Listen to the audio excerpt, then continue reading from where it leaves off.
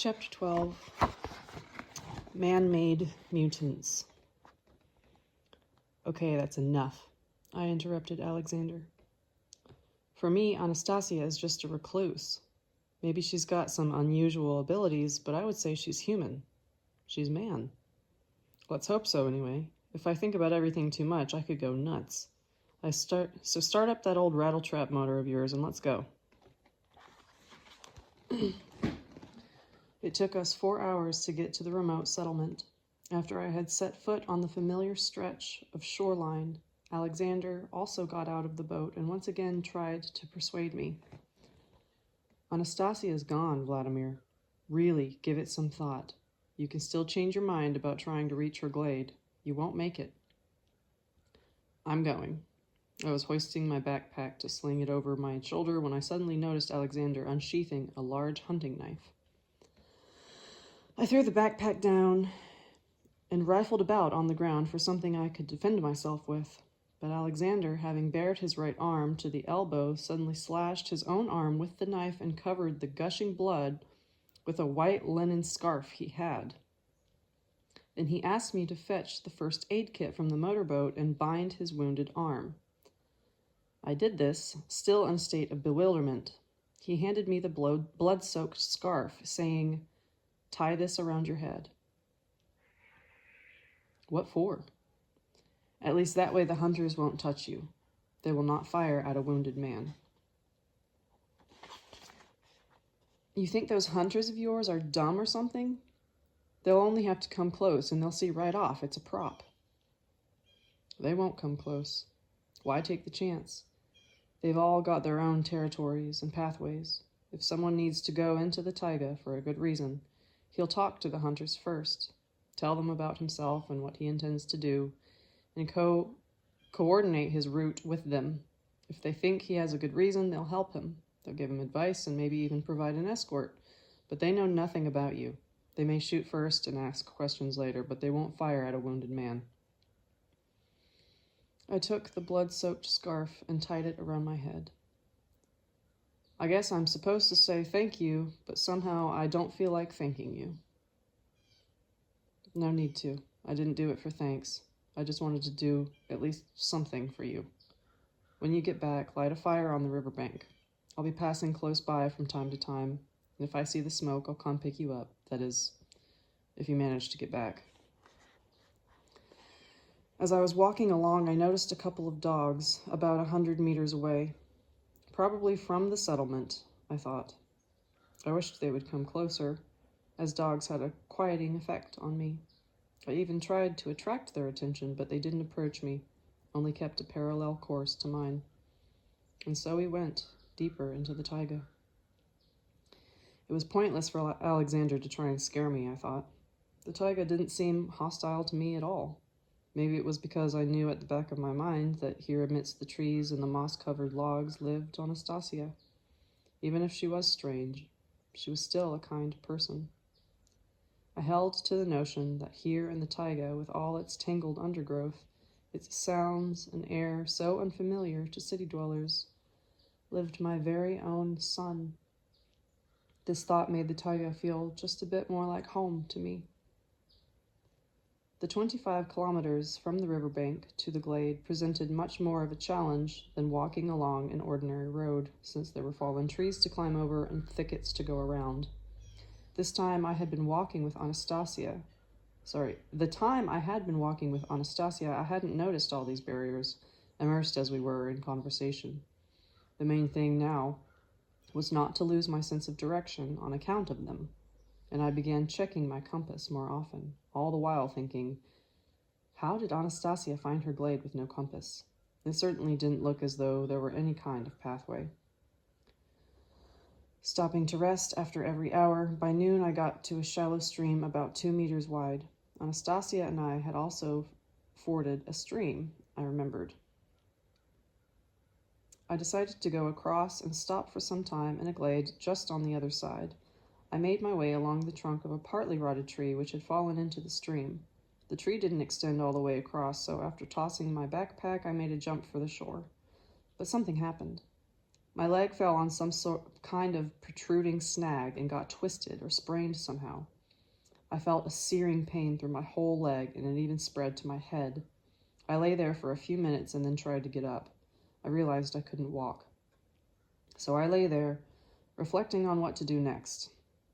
I tried to remember what you're supposed to do when you twist or sprain your leg. But I had a hard time remembering, probably because the pain was so intense. Then I decided I would lie still for a while, have a bite to eat, and maybe the pain would go away. If need be, I would light a fire and spend the night there. Maybe by morning my leg would even be better. After all, everything with man heals itself eventually. It was at this point that I caught sight of the dogs again. There were 4 of them now, and 2 more on the other side, and they weren't going anywhere. They took up their positions on either flank, about 10 meters from me. The dogs were of various breeds. One was an Airedale, another was a boxer. The remainder were mongrels. And there was a little lapdog among them. Their coats were ragged. They were terribly thin. The Airedale's eyes were festering. I remembered hearing my captain's first mate telling about dogs like this, and my sudden awareness of the precariousness of my situation made even the pain in my leg disappear temporarily. The first mate of my headquarters ship told how people who didn't want their pets around anymore would take them off somewhere and abandon them. If they dropped them off within the city limits, the cats and dogs would hang around various scrap heaps and at least get a little something to keep them going. When dogs were taken out to a remote area far outside of town, they would group together in gangs and get their food by attacking a living creature, including people, especially people all by themselves. These dogs are actually more frightening than wolves. They'll lie in wait for a wounded or exhausted victim and then attack their prey simultaneously. Another thing that makes these gangs of homeless mad dogs more frightening than wolves is their superior knowledge of human habits and their hatred of human beings. They have it in for people. They have no experience hunting for wild game, but people are their prey. It's especially frightening when the gang includes at least one dog who's been trained to attack human beings. I once had a dog, which I took to a private obedience school. The training program included attacking a person on command. The instructor's assistant would put a padded coat with long sleeves on, and the dog would be taught to attack him viciously. If the dog carried out the command properly, he would be rewarded with a treat. They sure went through their paces, those smartasses. I wonder if there is any other living creature on Earth, apart from man, that finds it necessary to teach another species to attack one of the teacher's own kind. Whew. The dogs around me began to tighten their circle. I needed to show them, I thought, that I was still alive, that I could move about and defend myself. I picked up a short stick and chucked it at the closest mangy bitch. It managed to dodge the stick and take up a new position. There weren't any other sticks within reach. Then I got a couple of tins of preserves out of my backpack. As I was getting them, the smallest of the gang, the lapdog, stole up from behind and tore a piece of my trouser leg with its teeth and then jumped back. The other dogs watched, probably to see my reaction. I took one of the tins and chucked it at the nearest large pooch. The other I threw at the lapdog. There was nothing else to throw. My consciousness was overwhelmed with a sense of hopelessness. I began imagining how the dogs would tear apart my body and eat it in pieces, and how I would still be conscious for some time and witness it all and writhe in pain, since the dogs wouldn't be able to finish me off all at once, and I had nothing with me to bring on a quick death and escape the extended torture. One thing I felt especially bad about was that I wouldn't be able to deliver my backpack containing the gifts for Anastasia from my readers, along with various kitty items a young child would need. Half my backpack was taken up with readers' letters full of questions and requests. A lot of letters. Most unusual letters. They wrote from the heart. They wrote about their lives, and there were lots of poems. Maybe not too professionally crafted, not always rhyming, but still there was something good about them. And now they would all be lost, rotting away here in the taiga. And then a thought struck me out of the blue. I decided to write a note and place it in the plastic bag with the letters. A note. If anyone found my backpack, they could take all its contents and the money too, and they could send the reader's letters back to my daughter, Polina. I told her in the note to publish them once there were enough royalties from my book to cover the expense. It would be a crime for so many soul-inspired poems to be lost forever. Many of the authors were likely writing the first poem in their life, something that came straight from their heart. And now the only poem they ever wrote in their life would be lost. It was quite a challenge writing the note. My hands were trembling. From fear, most probably. And just why does man cling so tight to life, even in a situation where it is absolutely clear that it's all over? But I managed to finish the note and place it in the plastic bag with the letters. I tied the bag tight so that moisture would not get in. Then all at once I noticed that the dogs, which had already come quite close to me, were beginning to execute a rather strange maneuver. One by one they started crawling away from me. Some of them were sitting up on their haunches, looking in the other direction, away from me, and then lay down again, as though in ambush. I managed to get up on one leg and take a look and see what had distracted them. Then I saw how along the stream, with leaps and bounds, came running none other than Anastasia, her magnificent golden hair trailing in the breeze, and her sweeping stride was so utterly beautiful that I completely forgot about my own danger in admiring the scene. All of a sudden it hit me, the dogs. They were no doubt under the impression that their prey might now be taken from them, and they were setting to attack the newcomer, running so determinedly toward them. These starving dogs, brutalized by the wilds, would viciously fight for their prey to the end. Anastasia would not be able to do anything about them all by herself. The dogs would tear her apart, and I cried as loud as I could.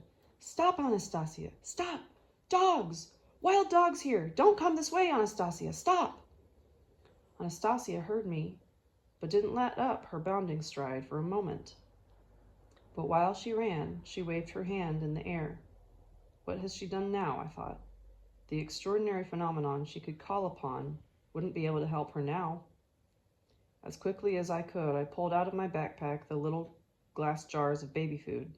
I started throwing them at the dogs, trying to attract their attention to myself and get away from Anastasia.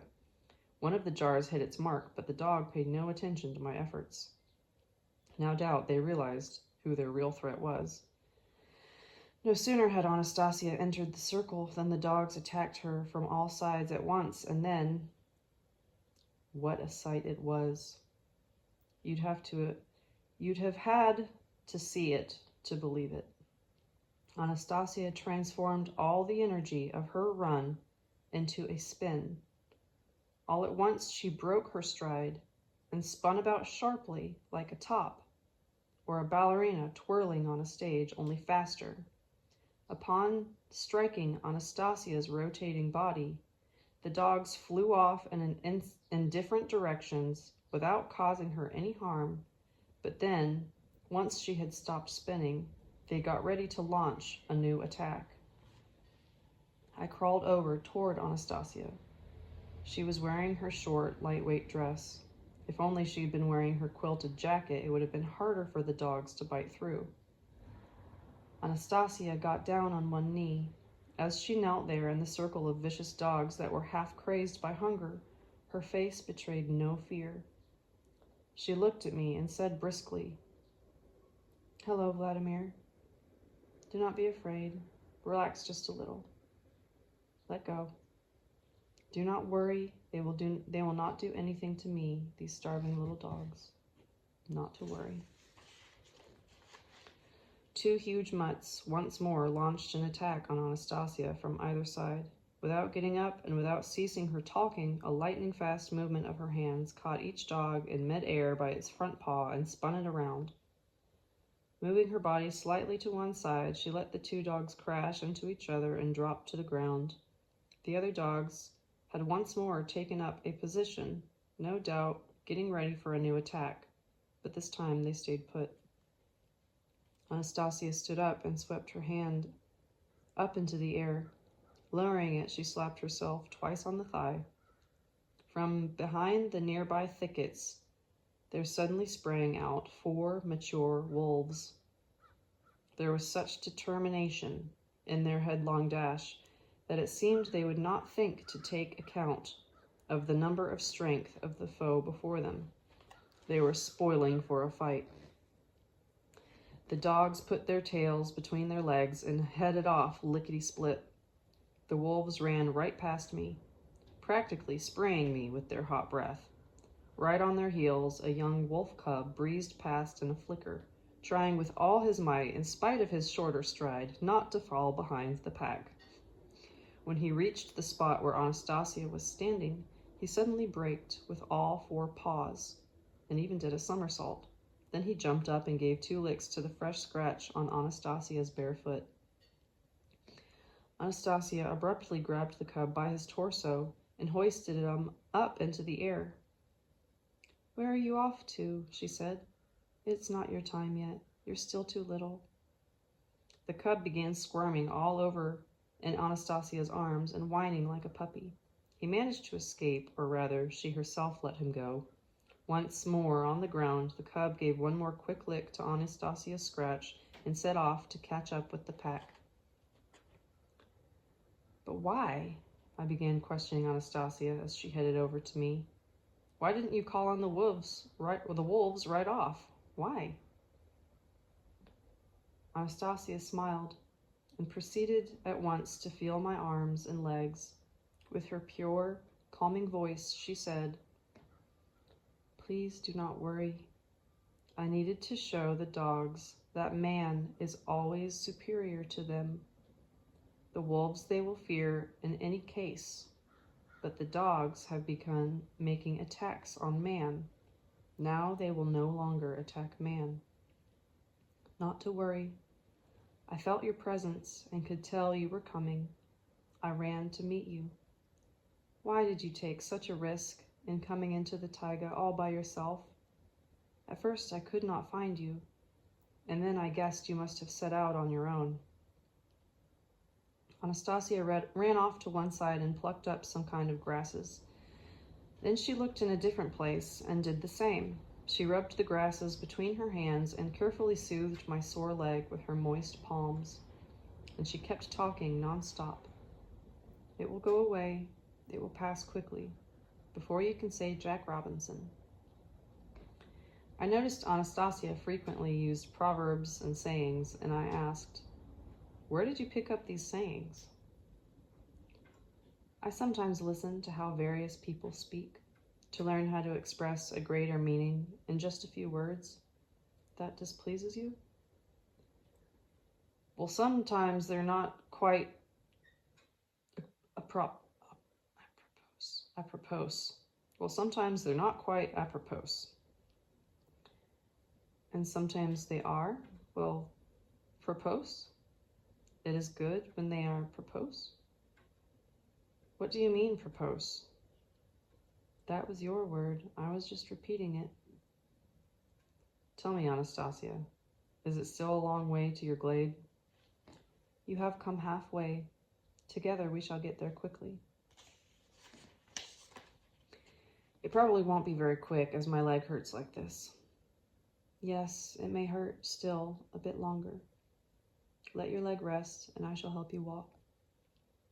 Anastasia hoisted the heavy backpack onto her shoulders, then turning her back to me, squatted down on one knee and invited me to climb on. "Take hold of me and climb onto my back." She said this with such briskness and determination that I immediately obeyed, clasping my arms around her neck. Anastasia promptly rose to her feet and skipped off in a sprightly gait, and throughout our journey she kept talking on the run. "Not too heavy for you?" I asked after some time. "One's own burdens are light," replied Anastasia, adding with a laugh, "I am a horse and I'm an ox. I'm a wench and I'm a jock." "Stop. Let me down. I'll try walking on my own." "But you are not too heavy for me. Why do you want to try on your own?" "What's that about a jock? I'm a wench and I'm a jock, you said?" "Just another saying. It was not Apropos, say? Did it offend you? It's okay. I simply want to try walking on my own now.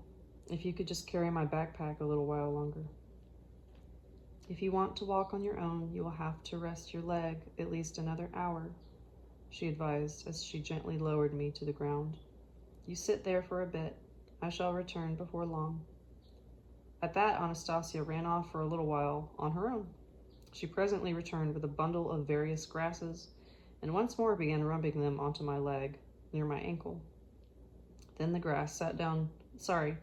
she sat down beside me and smiled as she slyly eyed my backpack. All at once, she said, Vladimir, please tell me, what is in your backpack? Some letters from readers, also gifts they sent me to give you, and I've got a little something for the baby. Could you show me the gifts now, while you are resting? And will you show me the baby, our son? You're not going to tell me that he can't see me until I've cleansed myself? Fine. I shall show you our son. Only not right away. Tomorrow I shall show you. The first thing you need to do is to learn a bit about how to converse with him. You will learn quickly once you see him. Tomorrow's okay. I undid the backpack and began to take out all its contents. First, the gifts for Anastasia. She took each item carefully in her hands and looked at it with interest, caressing it. She started playing on the Valdai bells, a present from Olga Sidorovna.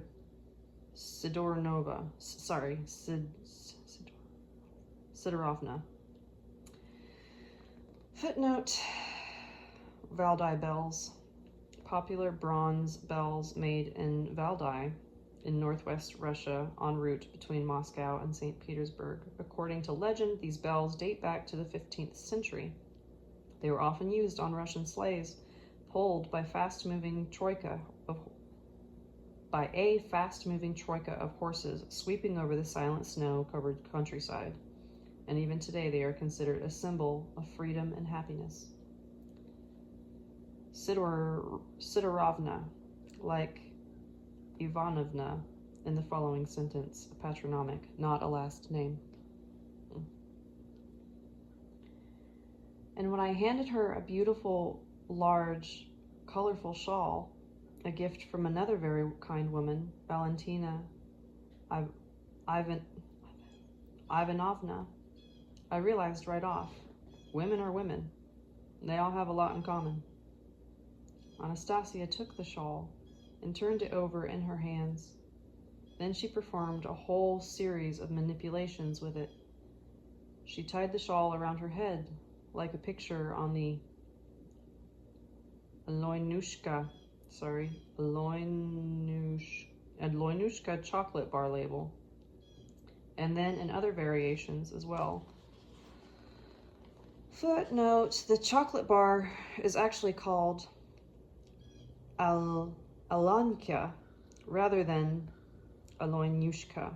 The label for this popular chocolate bar, a favorite with Russian children, shows a little girl with puffy cheeks wearing a shawl tied over her to cover her head and neck.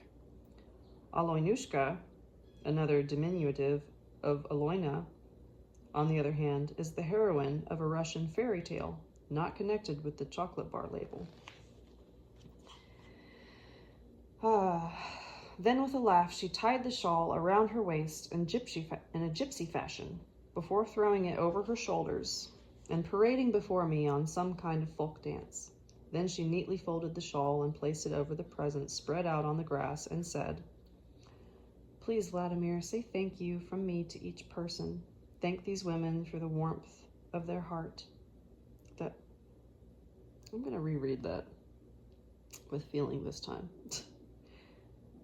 Please, Vladimir, say thank you from me to each person. Thank these women for the warmth of their heart that they sent along with each of these things. I'll thank everyone I see, but I have nothing more to show you. The remaining things aren't for you, they're for our son. All the things he needs. You can't use these things. I'll show them to you on the spot when we get there. Why do you not want to do this now? We are just sitting here and resting. I would be most interested in seeing what you have. I didn't want to show Anastasia right off what I had brought for our son, since I remembered what she had said back the first time we met. You will want to get our son all sorts of senseless toys, but he will not need them at all. You are the one who needs them for your own self-satisfaction, so you can say, "Oh, look at me, I'm so good and caring."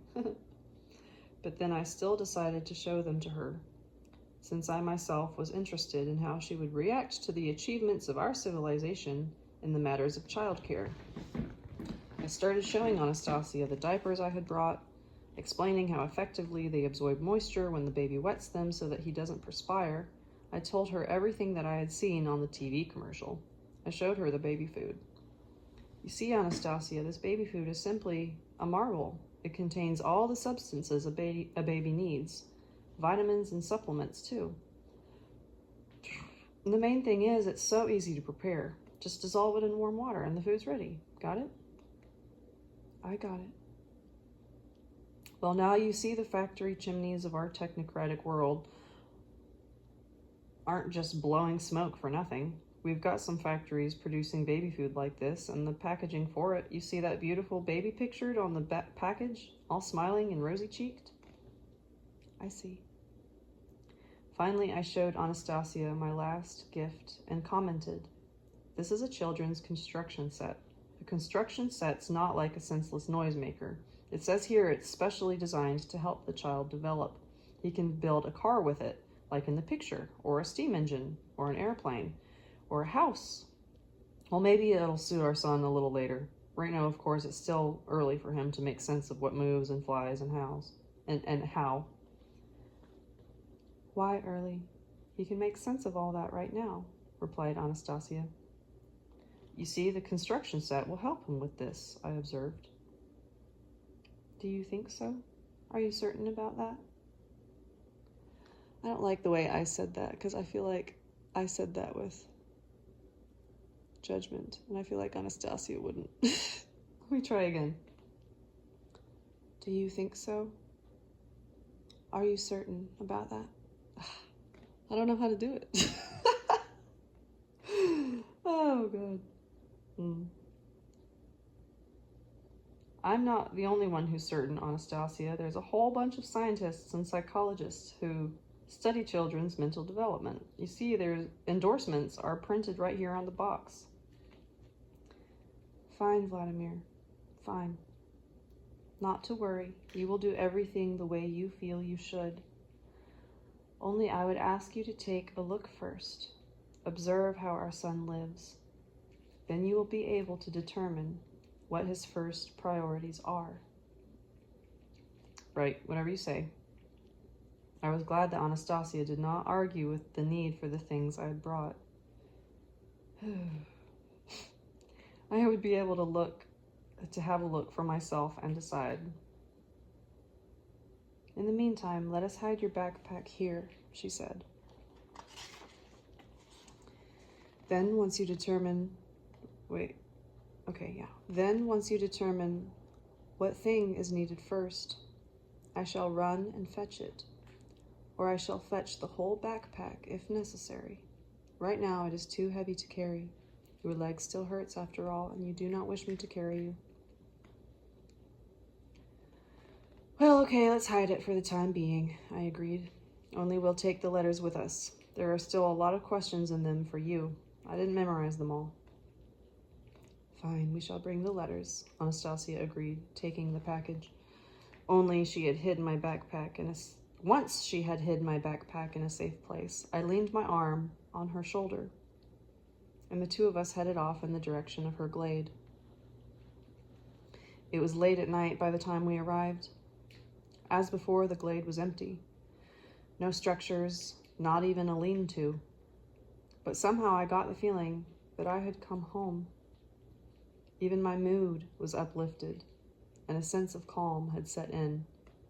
I felt like going to sleep, probably because I had been talking all the previous night with Alexander. Wow, I thought, there's absolutely nothing in this glade, and yet I get the feeling I've come home. Evidently, one's sense of home is not the size of one's living space or even a castle, but in something else. Anastasia at once took me to her lake and recommended I bathe. I really didn't feel like bathing, but I thought I should be obedient to her in everything, at least for now, so I'd get to see my son sooner.